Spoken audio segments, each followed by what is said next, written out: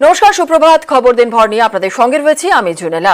সংঘাতের মাঝে শপথ, বিধানসভায় শপথের পরে সুর সপ্তমে, মুখ্যমন্ত্রীর নিশানায় রাজ্যপাল।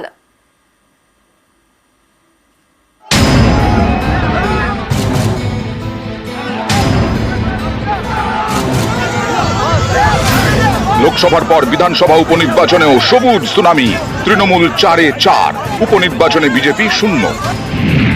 মানিকতলায় জয়ী শুক্তি পাণ্ডে, বাগদায় মধুপর্ণা ঠাকুর, রানাঘাট দক্ষিণে মুকুটমণি অধিকারী, রায়গঞ্জে কৃষ্ণ কল্যাণী।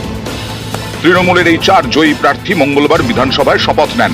তারপরেই মুখ্যমন্ত্রীর সুর সপ্তমে, নিশানা করেন রাজ্যপালকে।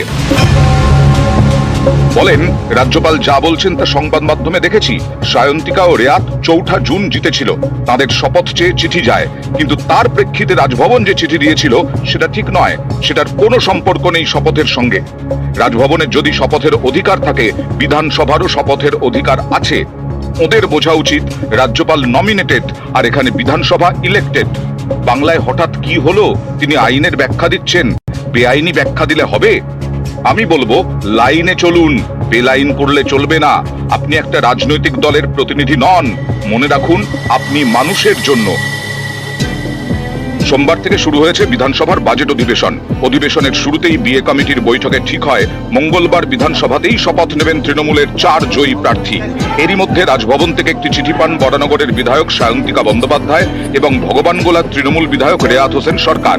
সেই চিঠিতে বলা হয়, রাজ্যপাল ডেপুটি স্পিকারকে শপথ বাক্য পাঠ করানোর দায়িত্ব দিয়েছিলেন, কিন্তু সায়ন্তিকা বন্দ্যোপাধ্যায় ও রেয়াত হোসেনকে শপথ বাক্য পাঠ করান স্পিকার বিমান বন্দ্যোপাধ্যায়।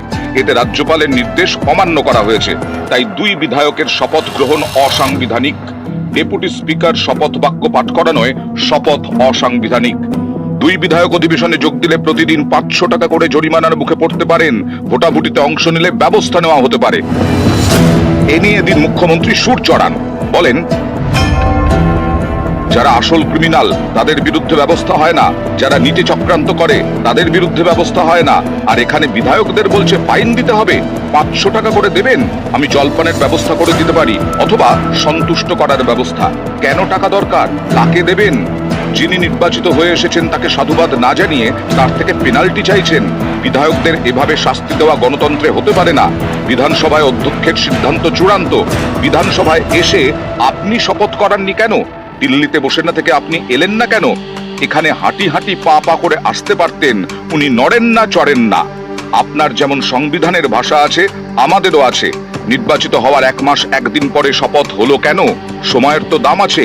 1 মিনিট 1 সেকেন্ডে কত কিছু হয়ে যায়। অধ্যক্ষ হাজির যখন আছেন অধিবেশনে, তখন উপাধ্যক্ষ ঠিক সিদ্ধান্ত নিয়েছেন। অধিবেশন কক্ষে অধ্যক্ষের সিদ্ধান্ত চূড়ান্ত, তিনিই সুপ্রিমো। লোকসভা ভোটের সঙ্গেই হয়েছিল উপনির্বাচন। সেই উপনির্বাচনে জয়ী হন তৃণমূলের রেয়াত হোসেন সরকার এবং সায়ন্তিকা বন্দ্যোপাধ্যায়। এই দুজনের শপথ নিয়ে টানা রাজ্যপাল সংঘাত চলে, তৈরি হয় নানা জটিলতা। রাজ্যপাল চেয়েছিলেন শপথ হবে রাজভবনে, কিন্তু রেয়াত ও সায়ন্তিকা তাতে রাজি হননি। শেষমেশ বিধানসভাতেই তারা শপথ নেন, কিন্তু তারপরেও সংঘাত। সায়ন্তিকা ও রেয়াতের শপথ অসাংবিধানিক বলে চিঠি রাজভবনের। পাল্টা এবার চড়া সুর মুখ্যমন্ত্রীর। আবির ঘোষাল, নিউজ 18 বাংলা।